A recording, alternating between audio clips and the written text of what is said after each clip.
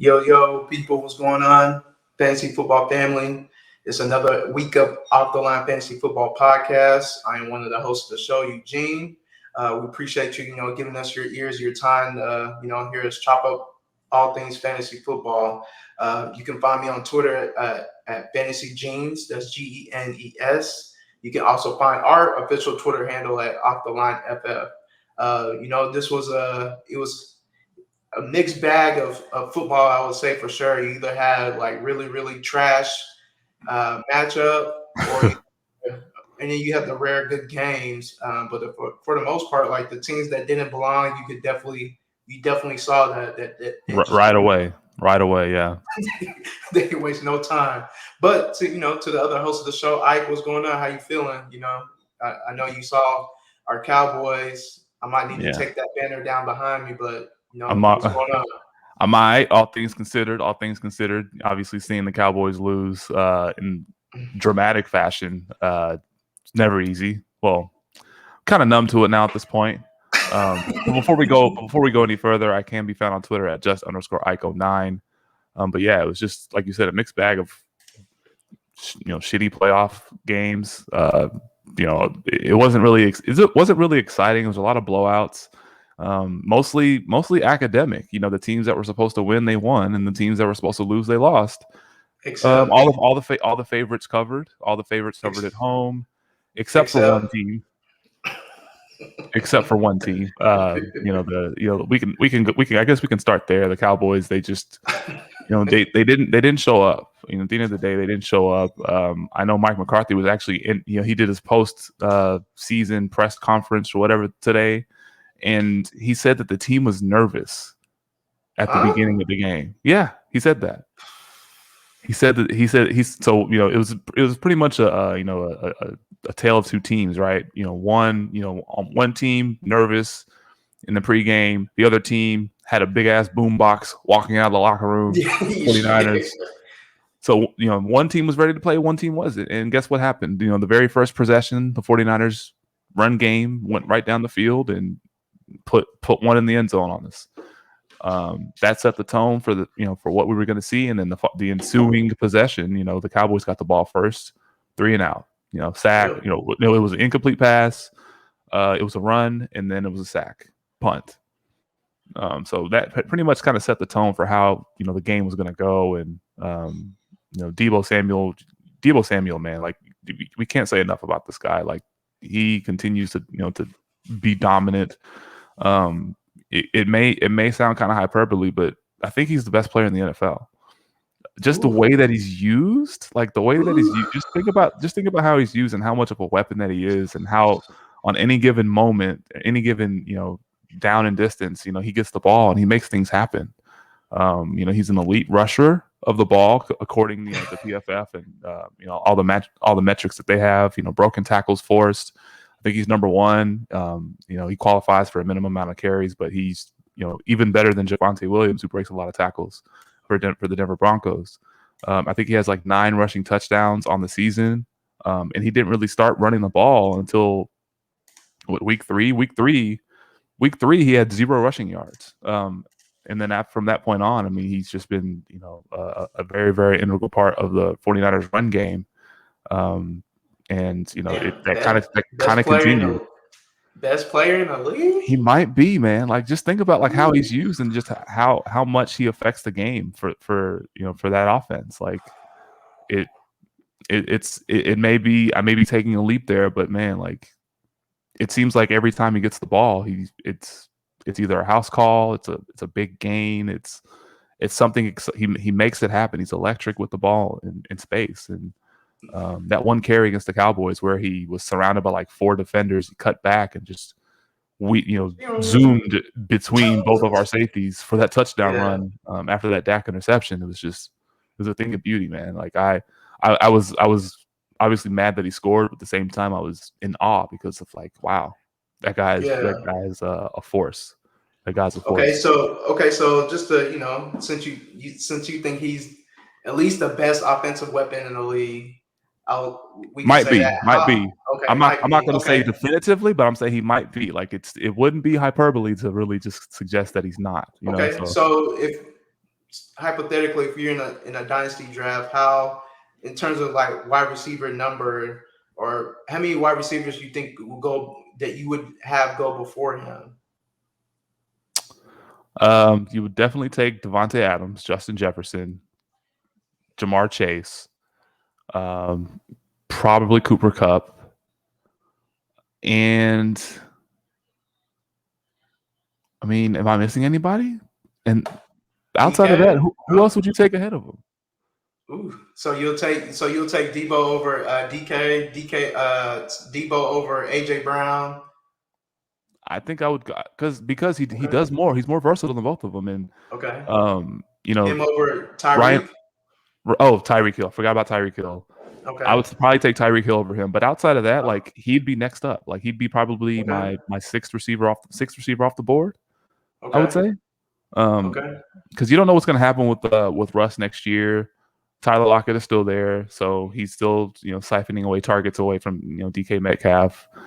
And as we've talked about DK Metcalf over the course of the year and how he's kind of faltered down the stretch, but he did have that 3-touchdown game against the Lions a couple of weeks ago. So, Yeah. but again, you don't know what's happening with Russell Wilson. You don't know what's happening with that offense next year. There's a lot of things that have to be sorted out in Seattle, but we know Deebo's role is pretty safe, pretty secure, and the way he's used, man, like it's just it wouldn't be it's not really hyperbole to suggest that he Okay. could be the best Okay. player in the league.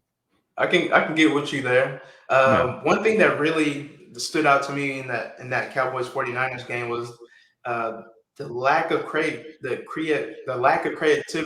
in the Cowboys offense. Like uh, you didn't see, early in the season you would see like Lamb and Cooper. I mean, they would line up all over the formation.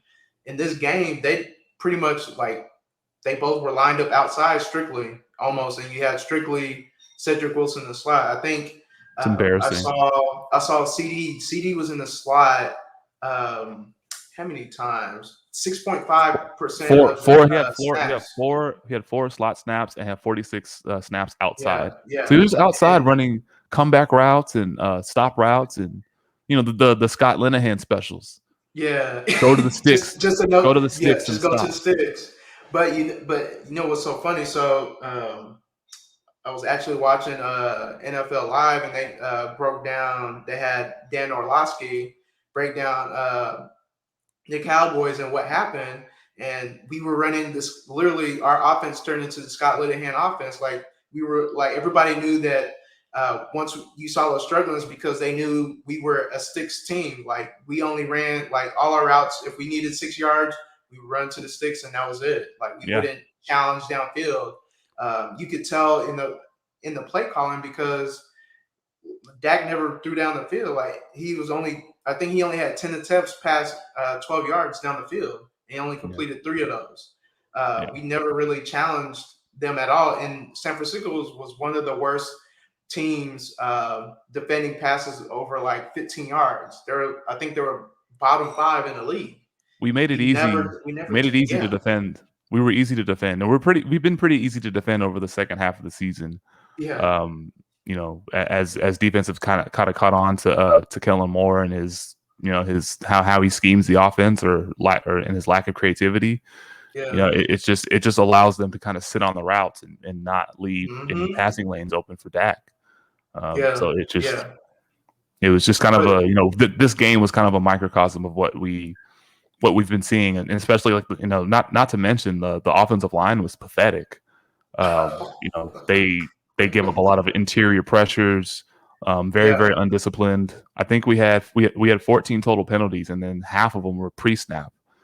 Like that starts at the top. It's embarrassing. It's a joke. Yeah. So just you talking about the offensive line play. When we saw Joey Bosa get hurt, I don't know, but a lot of people don't know. So I have a half brother that's actually in the NFL, Charles Omenihu, and he was traded from the Houston Texans to San Francisco.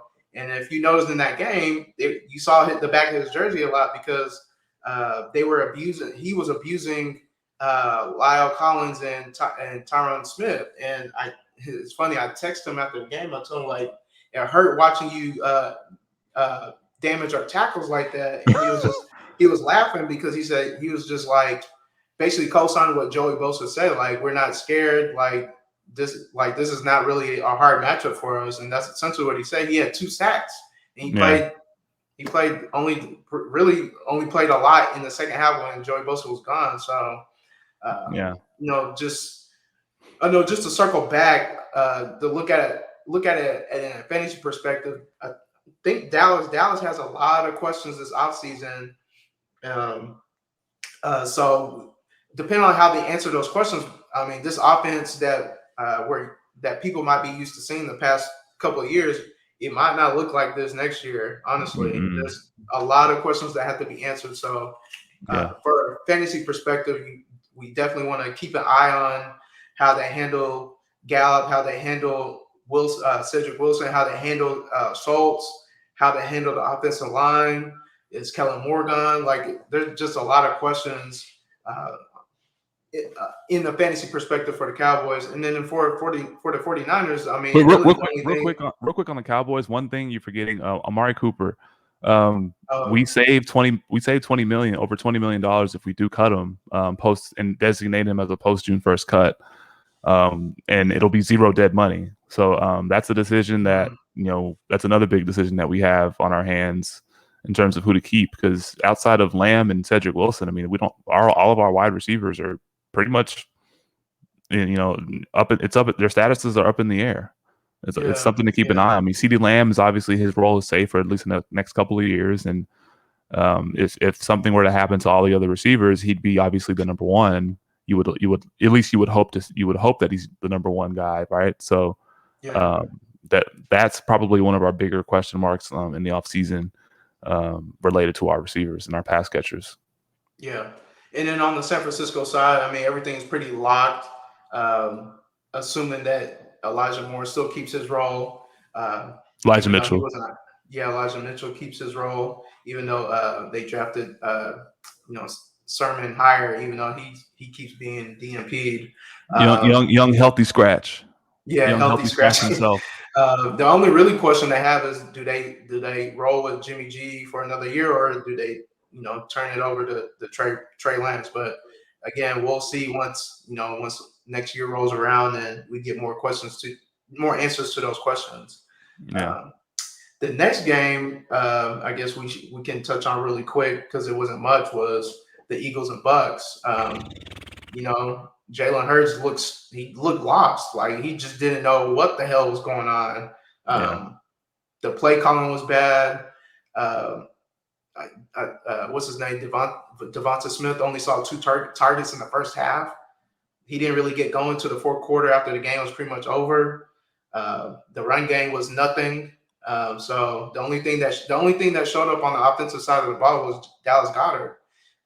He finished with 6 for 92. He should have had more than that. He dropped a wide open pass, I think, in the second quarter. It went right through his hands. Yeah, right through his hands. A couple bad balls from Jalen, but he had a 28% target share, but ran almost 75% of his routes in the slot. So definitely something to look forward to for him, at least next year.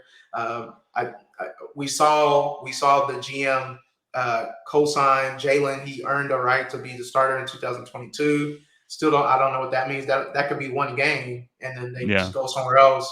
We don't know what they're going to do with their draft picks. So it's definitely something to keep an eye on for that. Yeah, they have picks 15, 16, and 19 in the draft this upcoming year. On paper, it looks great. It looks great that they have all those picks, but you still have to hit on them. You still have to do something with them.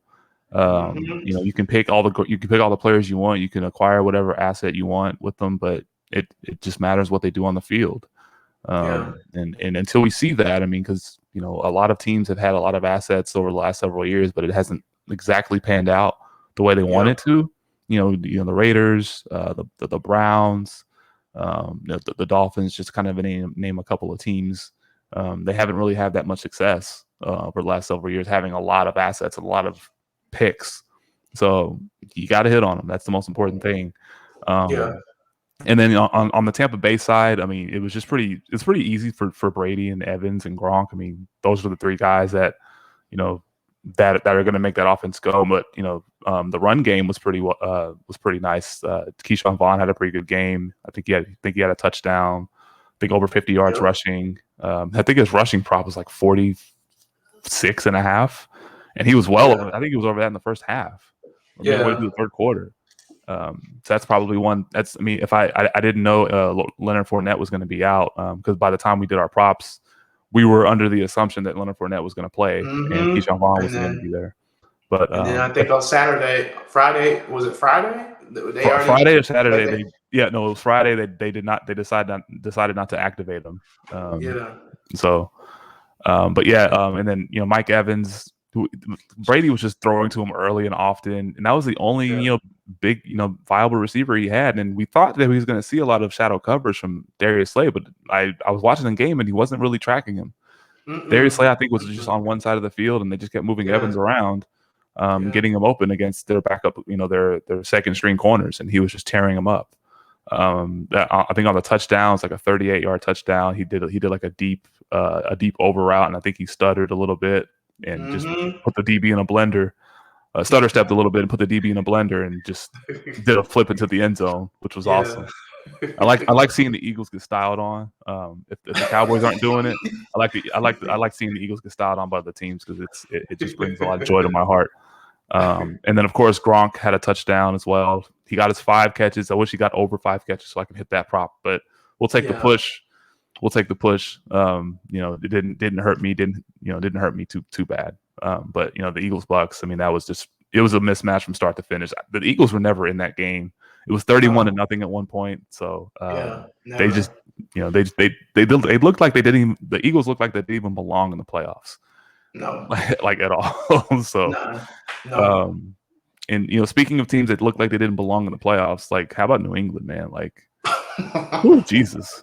They got blitzed by the Josh Allen Bills Mafia train. Really quick.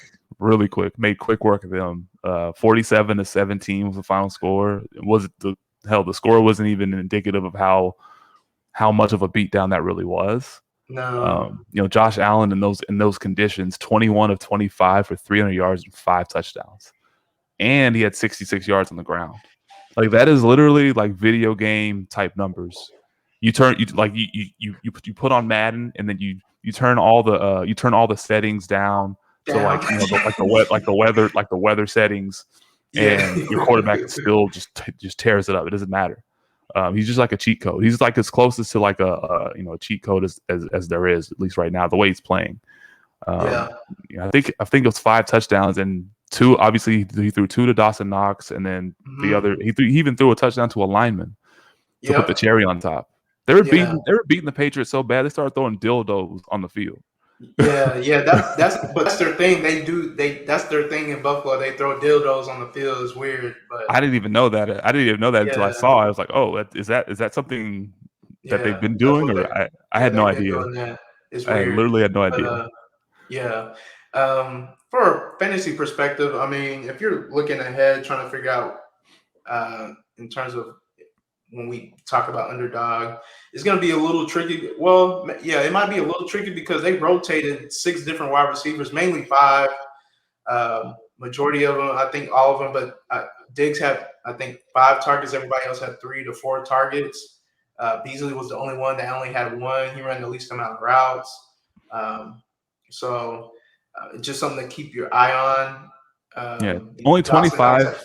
Only 25 pass attempts, like in 300 yards, like that is maximum efficiency. You won't have too many games like that. You'll have more volume, especially this week when they play the Chiefs.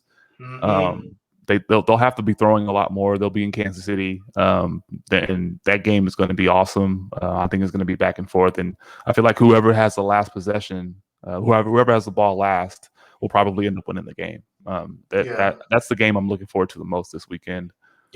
Bills and Chiefs, because you remember, you look back to last year, the AFC Championship game, and Stephon Diggs, there was that shot of Stephon Diggs, looking, being an onlooker to the Chiefs championship trophy celebration, and they've been chomping at the bit to get back to this to get back to this point and extract some revenge. remember week 5 they got their first dose of revenge where they played that Sunday night game. Yeah. Josh Allen destroyed them. But we'll see. This is definitely going to be a matchup we want to see. Yeah, On this the is the moment. Yeah. Yeah, on the Pat side, there wasn't really much to see. The game was over before halftime. I stopped watching. I know they got a couple touchdowns, but it didn't matter. The offense just didn't do anything, man. The first half, they just look like they were just too cold. Like Matt Jones was too cold to be out there. But I don't know.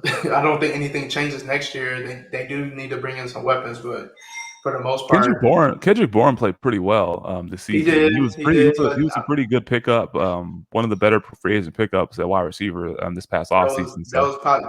Him picking up his play what happened in the second half because I didn't see him in the first. Yeah, that's very true. He had 2 touchdowns too. I mean, 2 garbage time touchdowns, but nonetheless, I mean, he was the only receiver that was actually balling out. And then I will also keep a note that we didn't see much Damian Harris because when the game got out of hand, they didn't need his services anymore. So we did see a lot more Stevenson because he can catch the ball. So just keep in mind next year when they're going to have both running backs, so they're going to be split on work. So just keep that in mind when you're drafting running backs and you start looking at those Patriot running backs. Just know that they're going to be cannibalizing each other. Yeah. Another game that was not good was the Rams-Cardinals game. There's really nothing to say about this one because Kyler looked like he just didn't know what was going on. He looked lost. Looked like he never played quarterback before in his life. Yeah, it was I think that one was the saddest quarterback performance, honestly, and there was a lot of bad ones. Yeah. But I think that one was the worst. He definitely looked like he didn't know where he was at, how important the game was. Play calling was just as bad, but Jesus, there's really nothing he to threw say. He threw that awful interception on the goal line. Booger McFarland, and we always give him crap about a lot of the stuff that he says, but he said something very very fitting. He said, "What in the Carson Wentz was that?" Yeah, and it couldn't have encompassed like I couldn't have come up with a better description myself. That was pathetically awful interception. Awful interception. Yeah. And what's funny is that he got away with those plays during the season. So maybe he thought he was going to be saved. But like I said, there's really nothing to be said about on their end. I think we won't see AJ. AJ was on a 1-year deal, so we won't see him next year. We'll see what they do with Ertz. They might bring back. Hopefully, they bring back Connor and maybe draft another running back. Yeah, Connor. Yeah, Connor and Edmonds are both free agents this year, so it'll be interesting to see who they decide to keep. Maybe they'll keep both. Maybe they'll just keep one and then draft another guy, like you said. But that backfield is kind of up in the air. If you're holding any of those guys in a dynasty league, you're definitely hoping that their situation, one leaves, and basically paving the way for the other one to have a primary back role. So that situation remains to be seen. And just real quick on the Rams, Stafford, he wasn't asked to do much. I think he threw 17 passes. 17 passes. Game manager. Yeah. Game managing. He had some pretty nice passes in the game. Threw a deep ball to Van Jefferson, a deep ball to Cam Akers, deep ball down the sideline to Odell Beckham, who scored a touchdown again. Another touchdown, another one. And he threw a 40-yard pass. No, so he threw the pass to Cam Akers. No, sorry about that. No, it wasn't Stafford. Stafford actually underthrew Cam Akers on a deep ball, but Odell Beckham found him for a 40-yard gain down the sideline. And Cam Akers, man, still back from that Achilles. I don't even know what to say. It literally doesn't make any sense to me. So and he looked explosive as ever. And it don't make sense, man. Yeah, he just his comeback is awesome to see. But yeah, I mean there's really not much to add. Yeah. And then also not much to add. Chiefs and Steelers. Nope. Big Ben, his final NFL game, a fitting 4.9 yards per pass attempt. I mean that's pretty much what we've seen all season from him. So we know.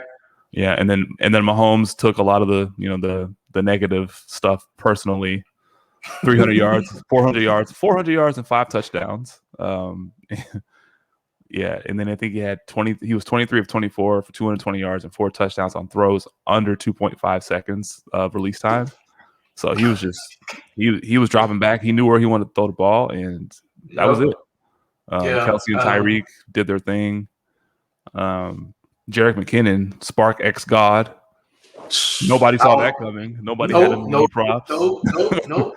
Hell 6 no. for 81 and a touchdown and 61 yards rushing. And, Darrell Williams had a toe injury. He only had 1 carry for 4 yards. And CEH had a shoulder injury. Just real quick on CEH, he's literally been like the 4th best running back on his own team this year. Yeah, or he's currently third or 4th best running back on his team. Yeah, I don't know what is gonna. Once we, get a little more clarity. Once we get in the offseason, maybe we might know what to do with them. Right now, you're just gonna have to hold them. If you sell them, you're not gonna get shit. So you ain't get nothing from him. For him, you ain't getting nothing. So just hold and hope. That's all you can do. Hold and hope, man. Hold and hope. The guys around him find other jobs somewhere else. Because in the last game, the Raiders and Bengals, this was at first it was gonna get. It looked like it was gonna get ugly, but the Raiders, just kind of found a way to, hold the Bengals to field goals instead of touchdowns, and the kind of cardiac card kind of kept his crockpot car kept his team in it to the very end somehow, some way. But the one thing that came out was obviously Jamar Chase. They didn't have Casey Hayward following him. They had Casey following Higgins, which was a little weird to me because Higgins came in with a little slight injury. So when they saw that, they were just like, okay, well, you're just gonna get a lot of chase abuse, and that's basically what happened. Like Trufant and Payson, they got put on a billboard, man. Like every time they turned around and saw the ball get thrown, it was Chase. He had a 38% target share, which is the highest that he had the whole season was in that game. That's something that you want to see when it's playoff time. You get the ball to your players, to your number one guys. It's really that simple, really that simple. I wish some people in Dallas would understand that, especially that guy that we deemed as a offensive innovative genius, scheming all this bullshit stop routes. And I don't know. I'm going to go on another tangent and get pissed off again. So let's continue. Let's bring it back. Let's reel it back in. But for Las Vegas, you saw Winfro. He did a little bit of work, 8 for 58. You saw Waller. He did what he could, 7 for 76. Even Zay Jones again looked pretty good, 5 for 61 and a touchdown. Them going, and then Josh Jacobs, he looked good. Moments, 13 to 83 rushing, but they went away from running the ball obviously because they got down. Couple scores. I think for Las Vegas, they're gonna have questions. They're gonna have to answer themselves on the offensive side of the ball, like getting another wide receiver because Edwards just ain't it for them for whatever reason. I think Zay Jones is on I'm a Brian Edwards truther, man. But it kind of hurts to say that he's underwhelmed his first 2 NFL seasons. He's on that N'Keal Harry diet, man. Well, he's actually shown more than N'Keal Harry ever did. So at least that's not really saying much, though, right? No, that's not saying. It's not really saying much, but no. They're definitely going to they need to figure that out. They also need to figure out what they're going to do with Carr. They're looking for a coach and a GM. So we'll see what the next regime wants to do with them. So, and then, on the Bengals side, all systems go. Everybody's back, Higgins going to be another week healthier. So maybe you might see more of him versus the Titans. Boyd is going to do his thing. And like I said, we saw what Chase was going to do. And then, Burrow, he did his thing. He didn't have to do too much. 23 to 34, 24 34 for 244 and 2 touchdowns. So, and he just threw the ball to Jamar Chase. That's it. Yeah, basically. All right. So now we're gonna get to talking about Underdog. I know last week we talked about Underdog and kind of the format and kind of strategy. again, they have a second chance gauntlet and a mitten for the folks that didn't make it through the first time, like I can say for myself. And myself as well. Yeah, I think the one thing I can take away from the Super Wildcard is that I was a little overweight on bye week players, and basically all the tournaments I was in, if you didn't have a combination of Josh Allen and Singletary or Dawson Knox, you didn't advance, and I just didn't have exposure to them in that way. So, we don't have the bye week, so now it's pretty much you pick who you think is going to go to the Super Bowl. You stack them up if you want to do it that way, or there's other ways to do it. But what were you going to say, Ari? Yeah, no, you said it best, man. If you had any kind of combination of the Bills, or if we had the Bills or the Chiefs, or if you had, I don't know, if you had maybe a couple of Rams, or if you had Jamar Chase, you'd be in pretty good shape right now. I know at least the way that I had mine. I approached it as if it was going to be best ball for the entire postseason, as opposed to just round by round. If I did round by round, I'd be sitting in a pretty good spot right now, because I have Tannehill playing this weekend. I have Aaron Jones, I have Sony Michel, I have Elijah Mitchell, and then I have Cooper Kupp, I have AJ Brown, George Kittle, Gabriel Davis, and T. Higgins. So that team right now would be would be competing for like a top spot. But since I played against guys that had Josh Allen, guys that had Devin Singletary, and then the Chiefs offense, your chances are pretty screwed. Your chances are pretty non-existent. I would say. But yeah, like Gene said, you have a second chance, and a lot of the strategy is kind of similar. Just who do you think is going to go to the Super Bowl? And stacking is important. If you think the Green Bay Packers are going to make it to the Super Bowl, Devontae Adams and Aaron Rodgers, like that's a perfect stack. Burrow and Chase, Mahomes and Hill, Josh Allen and Diggs, or Josh Allen and Dawson Knox. These are stacks that you can look to target, that you can look to go after. While you're building your underdog teams to see who's going to go to the Super Bowl. Just whoever you have the most confidence in. Don't be afraid to be overweight on some of those guys. And if you take a swing and miss, then hey, at least your process was right, or at least your thought process was right in terms of who you thought was going to go all the way. Or if you want to have a little balance, like if you want to have a small stack, and then you can have an elite running game or elite running back like Derrick Henry, or if you want to have Aaron Jones with his touchdown upside and his ability to break a long run, you can do that as well. Maybe stack Brady and Evans, and then run it back with maybe Aaron Jones, and then have Odell Beckham as one of your other flex spots, or some combination of that. Just depending on how the draft falls, that's kind of a similar way that I would kind of approach it. Yep, this is just a good way of us saying that we went 0 for in in our first week of our wild card gauntlet teams. But like we said, they have a second chance for you to redeem yourself. I'm definitely going to be trying to redeem myself. One thing, just to make sure that when you're trying to figure out who you want to go with, just make sure that whatever that you want to go out and visually see the bracket and pick the teams who you think are going to advance, and that will definitely help you in terms of your roster build. So if you don't believe that, let's say the Titans, if you just don't believe that they're going to make it to the second round, don't draft any of them. They're going to be one of you don't have to draft any of them.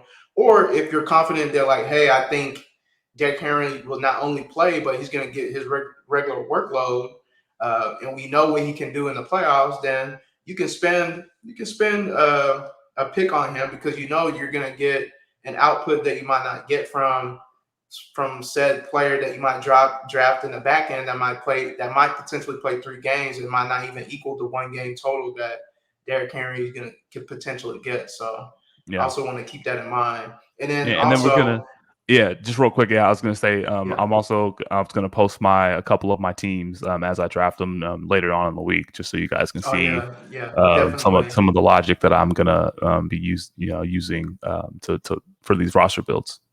But Yeah, sorry, go definitely. ahead. I'm gonna do the same. But I was gonna say that again. You want to also keep in mind of some of these teams if you understand how the functionality of their offense. So like I use Tennessee. So we know they're a very condensed offense. It's either gonna be Henry, AJ, or Julio, and that's pretty much it. So you could look. I mean, if you know they're condensed like that, you could very well stack Tannehill and AJ or Henry and AJ, or you could take Henry and Tannehill. But again, like we said, like if you're not confident that they're not going to play more than one game, then you don't have to do that.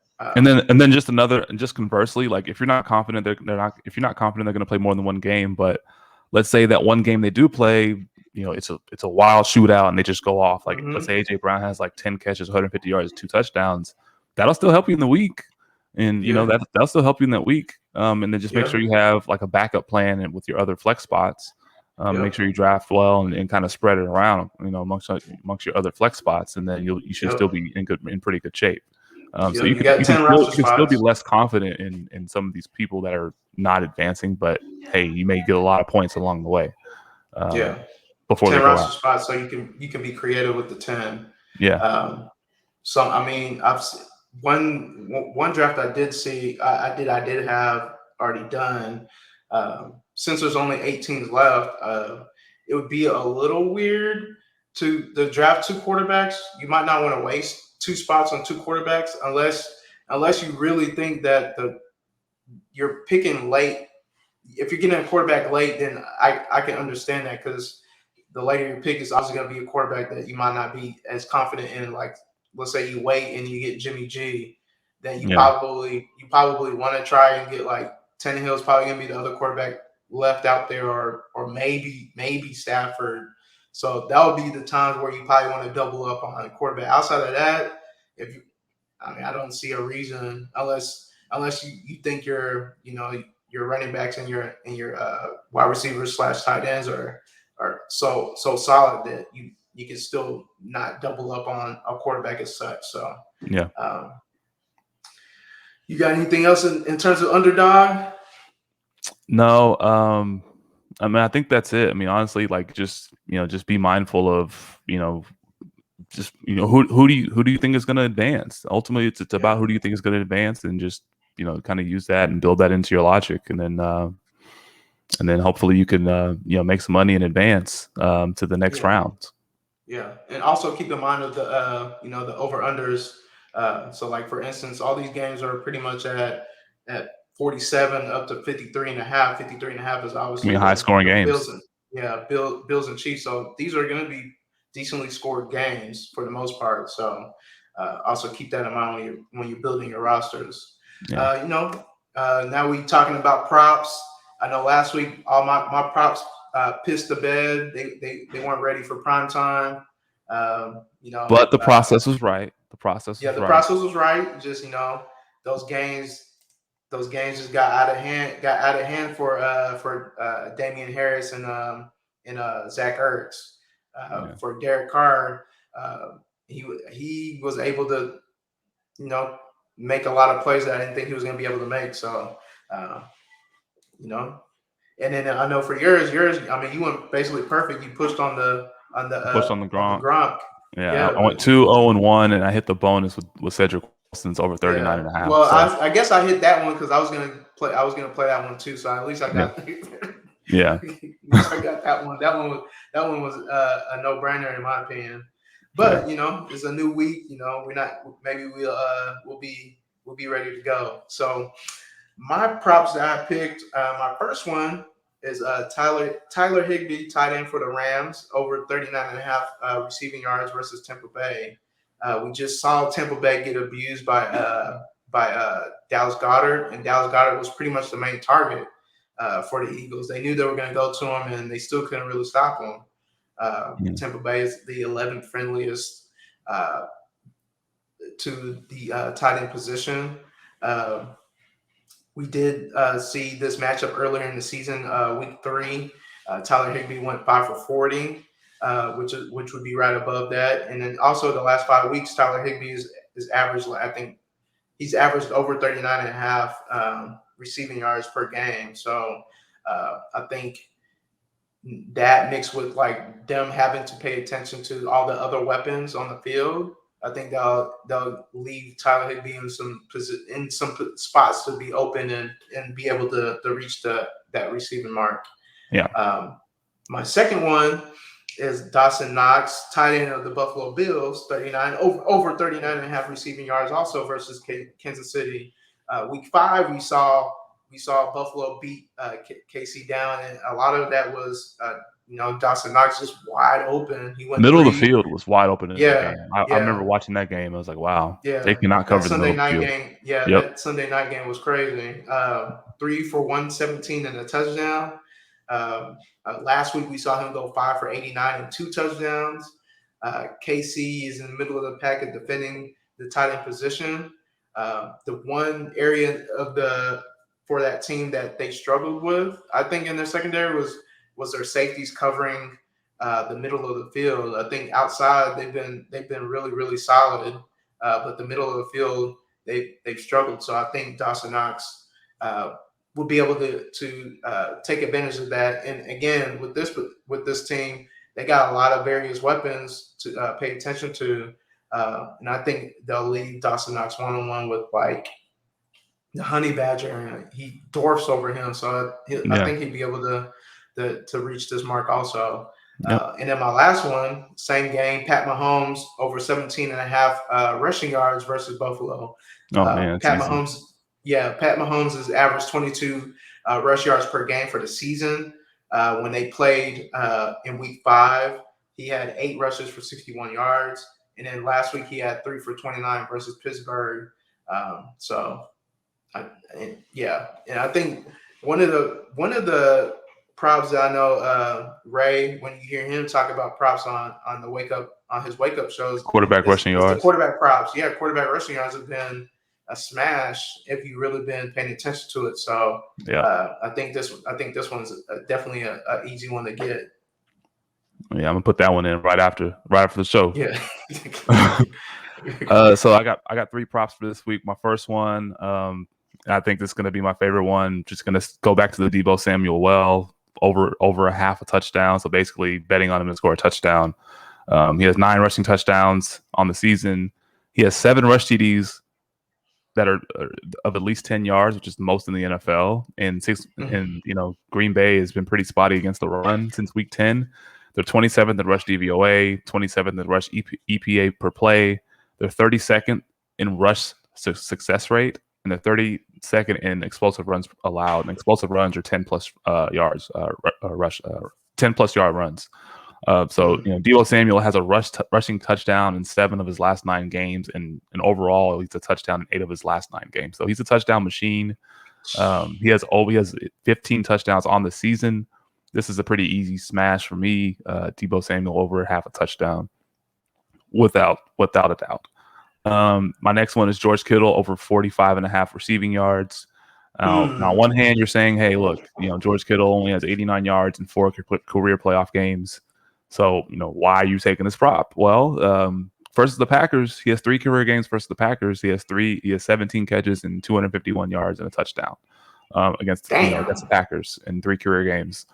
And I think he's due for an explosion game, because you did see, in the middle of the season, those back-to-back games over 150 yards in 10 catches.